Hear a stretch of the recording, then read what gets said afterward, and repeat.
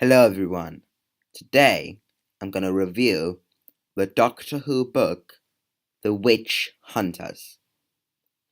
So this book features the first Doctor, Ian, Susan, and Barbara, so the original TARDIS team. But anyways, the TARDIS lands in the town of Salem in 16 in the in January 1692, and they just kind of like hang out a bit, and Barbara's a bit worried because it's about the time of the Salem witch trials. But the guy in the bar thing in Salem tells them that it's actually 1691. So they're like, all right, fine. But it turns out it is actually 1692. So it's the same year as the Salem witch trials, and they're very worried, and they start getting accused of being witches and worshipping the devil and stuff. And Susan has actually been playing a bit with some of the other girls with some predicting the future. So they've used like eggshells to like predict the future. So yeah, but the people of Salem find out about this, and are well, they don't. There's this other girl called Mary, and she tells her Kara that Susan has done the thing with the eggshells, even though she's been involved herself, but she just kind of like says that Susan's the only one who's done it. Um, so they have to leave Salem. So they leave Salem, they go forward to the 50s and watch a play about the event, and Susan is horrified.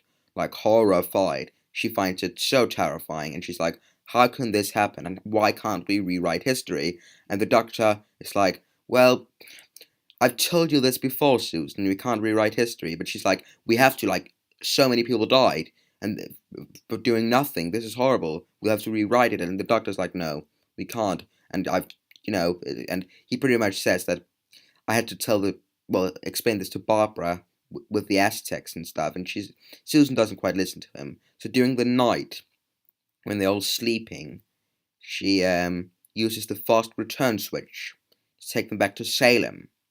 Whilst they're all sleeping, she goes back to the village. They land in the forest again.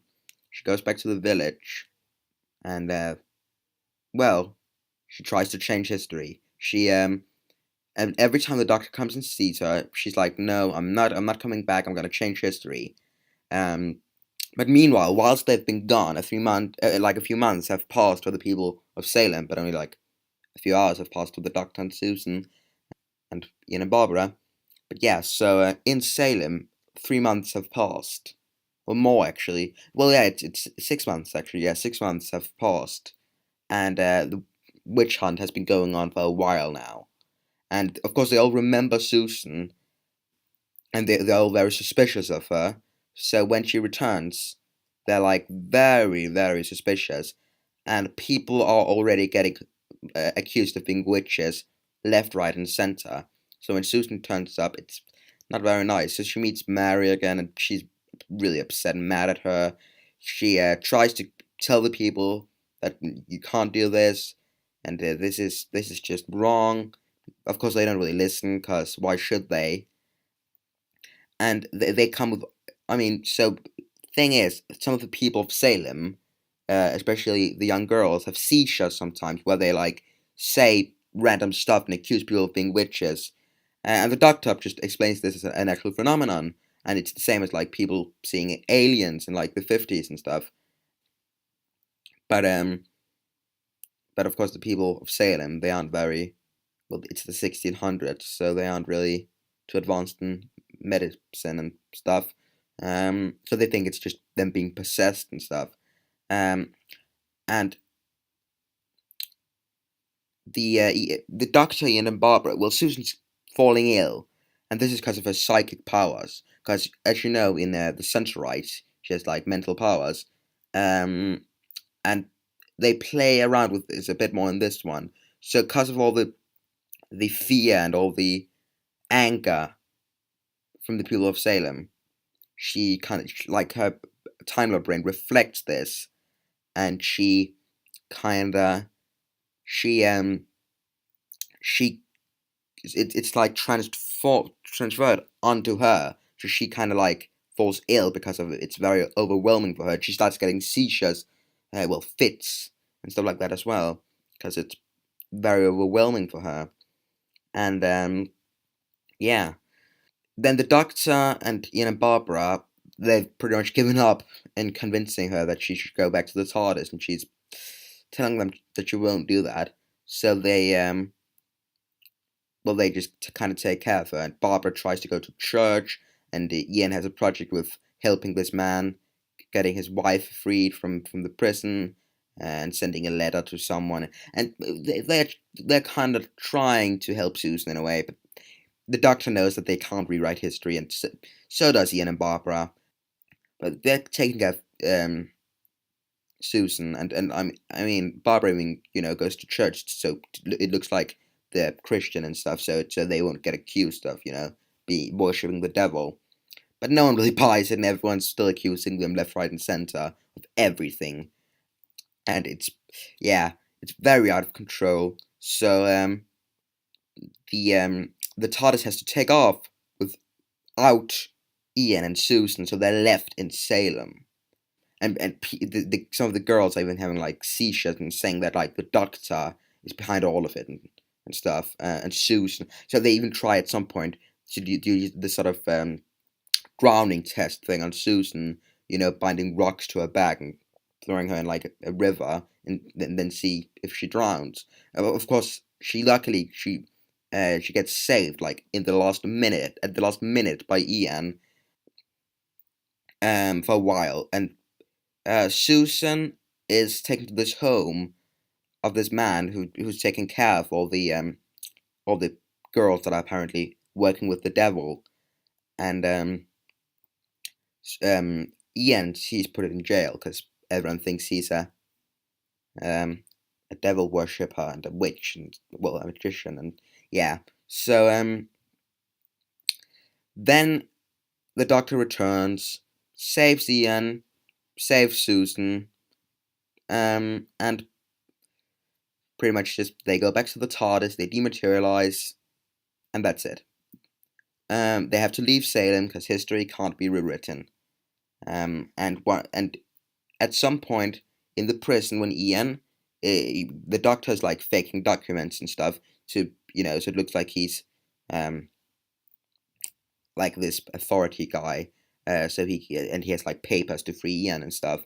Ian even takes some other prisoners with him, two other prisoners, and they're like, you know what, we're just gonna stay here because, and the Doctor's like, that's explains to him that that's because history can't be changed, even if you try to. History has a certain power over things, and it's hinted at that like history isn't just history; it's like a creature. That's what I like. Well, that's kind of how I interpreted it. But the Doctor does hint at that, that the history is something more than you might think. It plays with some of the ideas from like the Reign of Terror as well, when I think it's Barbara says something about like if we were to shoot some guy with a bullet just bounce off him. There's a line about that somewhere in the Reign of Terror. It plays a bit with those ideas as well.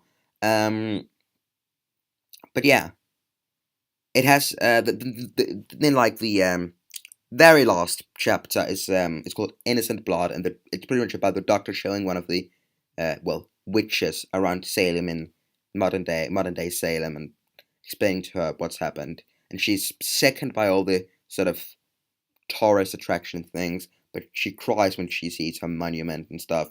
So it's all very good. So for positives and negatives.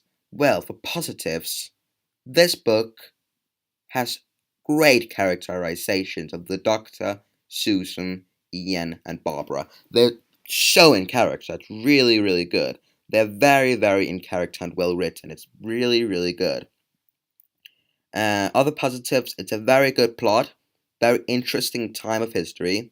All the characters, well, it's very historically inaccurate for one, because the witches do actually get hanged, which is nice little thing, because it's a common misconception that they got burned. But no, they did get hanged, and that's what they do in the book. So it's very historically accurate, and it even has like his all the characters are historical.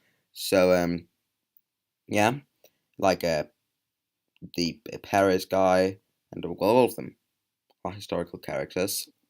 And Mary, Abigail, all of the characters we see in it, all of them, John Proctor, they're all real characters, well, people from history.